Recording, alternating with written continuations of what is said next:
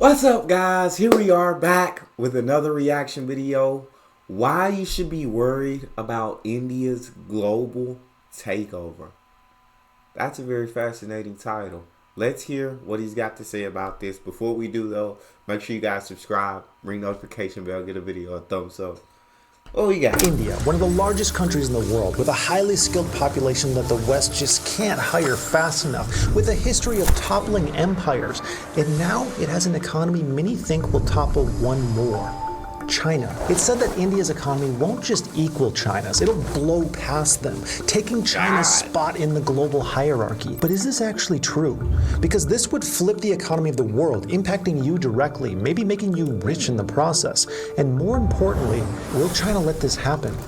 Well, the answer to these questions starts with BRICS, not the red kind. About 20 years ago, a Goldman Sachs economist invented the word BRIC, which stands for Brazil, Russia, India, and China. This might sound like a list of holiday destinations, but it's actually something much more exciting. It's a prophecy.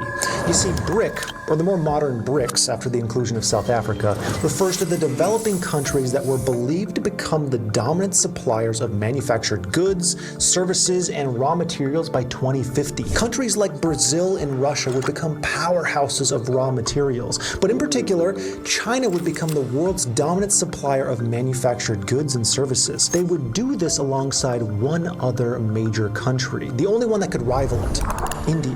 But when you have two growing economies racing through stages of development, both fueled by the same industry, there's going to be ruthless competition, and only one can win. Could it be India? It actually might. Let's go back in time for a second. This is insanely That's crazy. So I hadn't heard of BRICS before. And I think somebody commented it on one video and I saw it, but I didn't understand like what it was about. So Britain, Russia, India, China, and now South Africa as well, all teaming up, which would make Brazil and Russia big. Well, Russia's already big, I believe, but would make China the powerhouse. But there'd be one country that could rival it, being India, in the seller of raw materials. This is interesting. India. It actually might. Let's go back in time for a second. This is insanely important for understanding the future. But first, let me tell you about my membership group, Fanova. It's like OnlyFans, but instead of incels, it's... I usually skip sponsors.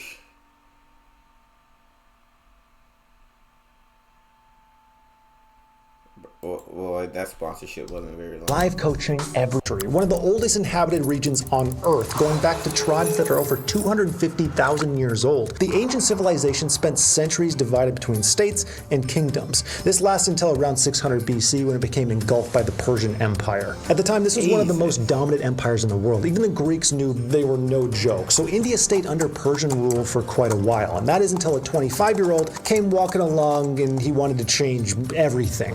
Alexander the Great cut a path through the Persian Empire, making his way to India, where he tried to make it part of his empire. But it wasn't as easy as he thought. Alexander's men were sick of conquering the entire world, and the Indian armies he fought had a secret weapon nobody was ready for. Big elephants. So he's like, I'm not dealing with those elephants. Packed up, left for home, and left India to become part of the Mauryan Empire, which... He said, I'm not dealing with those elephants. Let's turn around. Let's retreat. We're not effing with elephants. Lasted until 1498. That's when this Portuguese guy showed up.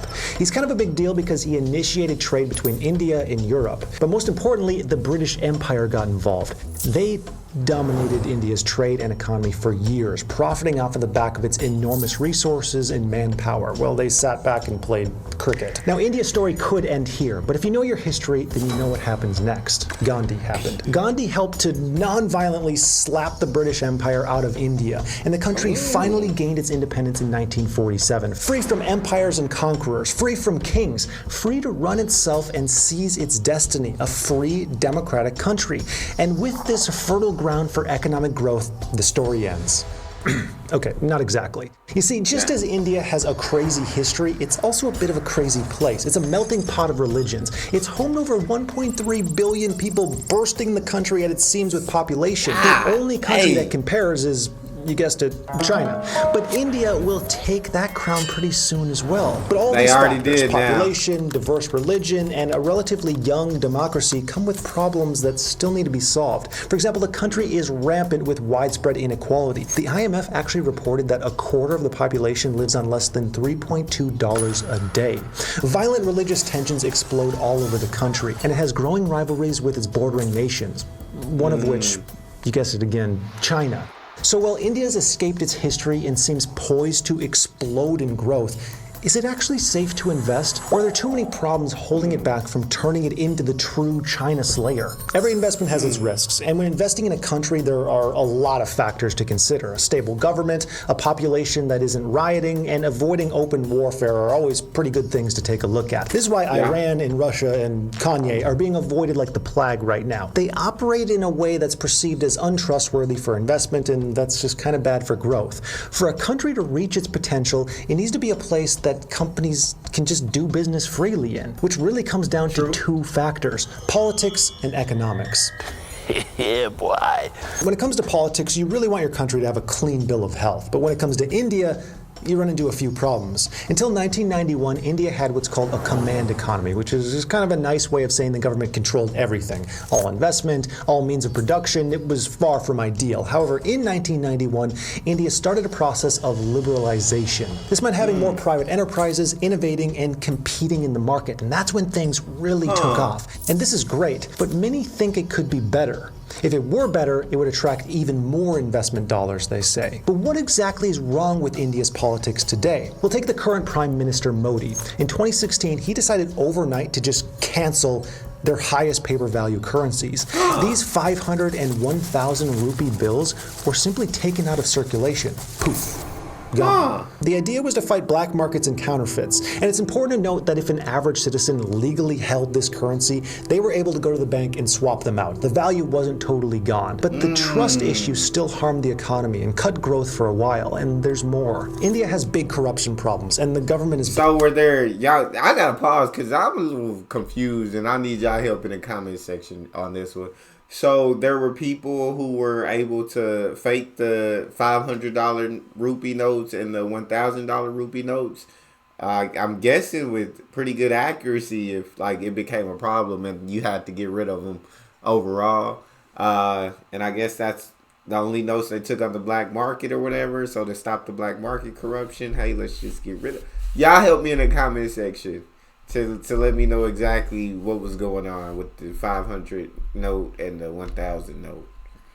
And cut growth for a while, and there's more. India has big corruption problems, and the government is blamed for it. It's so bad that according to The Economist, the democratic status of the country is actually decreasing. Not ideal if your country is trying to beat big bad China. Now let's see the other factor, the economy. Economically, India is like Ronaldo at the beginning of his career. In fact, we got bad news for King Charles because India just replaced Great Britain as the 5th largest economy in the world. India's GDP crazy. grew by 40% in the past 7 years. They're simply titans when it comes to pharmaceutical, chemical, and electrical manufacturing. Tech giants are flooding to India. Even Apple is shifting its production of iPhones from China to India, a clear sign that the country is growing and desirable. So despite some political tensions and a lot of corruption work that needs cleaning up, India seems to be a pretty solid investment. And real quick, I want to touch on the pros and cons for a second, because you might hear me say solid investment. How could you say that when there's obvious issues? And here's the thing. When there's zero risk, then investment returns are priced down to essentially zero. Everyone wants zero risk. That makes sense. Any investment with the potential for a high return is going to have risk. The key is finding areas where the returns outweigh the risks. And this brings us to the crux of this video. India's growing, but is it growing enough to overthrow China? China's the only state that's managed to beat India's growth. It's a country built on an economy and ideology that's so strong, even easygoing dudes like Putin would back off. And its ruler just solidified his power, which puts China's economy in a pretty firm place. But tensions are growing between the two nations, and moves are being made to protect and establish key trade routes. More on that later. later, but right now, based on their current foundation, will China stay in the lead or will India seize the opportunity and win? The answer again lies in two key elements. To expand quickly, a country needs a healthy, growing population. And from the outside, it looks like China has India beat. China's #1 in the world with over 1.4 billion people, a tad more than India. Now, numbers matter a lot when you think about industrial firepower, but it's not the most important thing.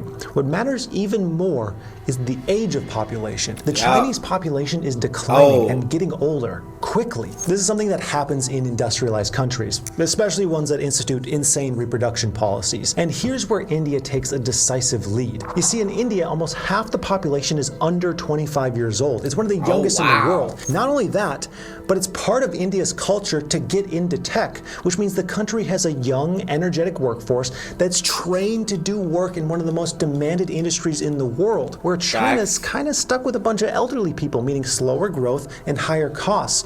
And the story doesn't end there. China has invested since the 80s at a speed that no one saw coming and managed to build an amazing system of infrastructure. Cities, public transport, airports, factories, everything. In a weird way, that's probably been helped by China's political system, which dominates pretty much everything in the country, right down to people's day-to-day behavior. Now, I'm not supporting that level of control, but they did get things done pretty quickly and lifted. What was that? Hold on. China tracking and scoring citizens in new social credits. Huh? Again, comment section. Talk to me. What's going on? I need to figure this out. Hold up.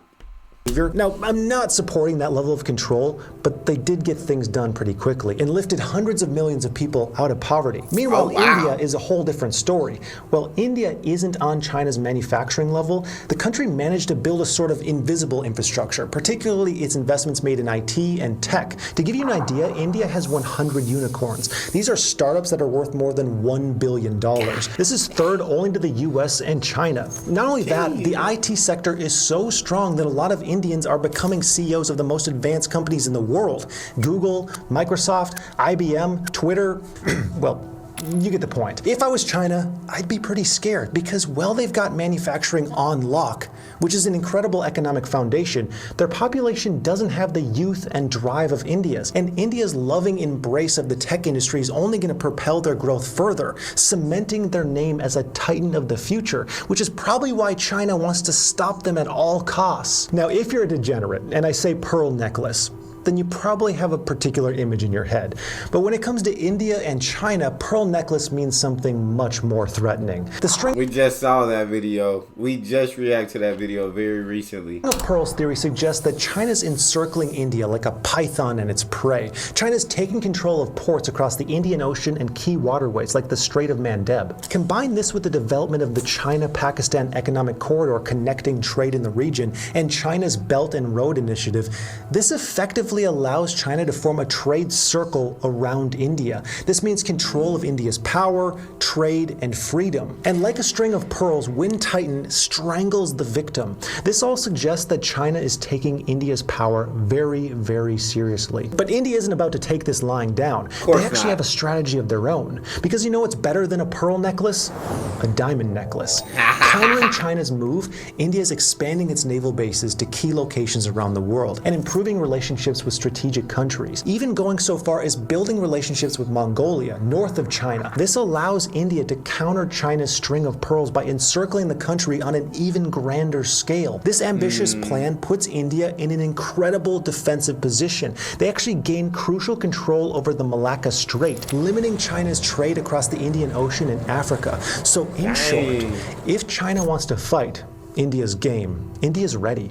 There's a lot of unknowns when it comes to India versus China, but if I had to bet, I'd say India comes out ahead. They're younger, hungrier, and have great relationships with Western countries. From here, you might be wondering how to invest in India. And the easiest way to do it is to buy an index fund that tracks top-performing Indian stocks. The first ticker is INDY. This is a fund that tracks the 50 largest companies in India, giving you exposure to the safest assets in the country. If you're interested, simply go on a stock brokerage, search INDY, click buy, and the number of shares that you'd like. By the way, I'm doing this on Webull, which I'll have linked down below. If you want to try them out, you'll actually receive up to 12 stocks free just for joining and making a trade. How's that for a passive income hack?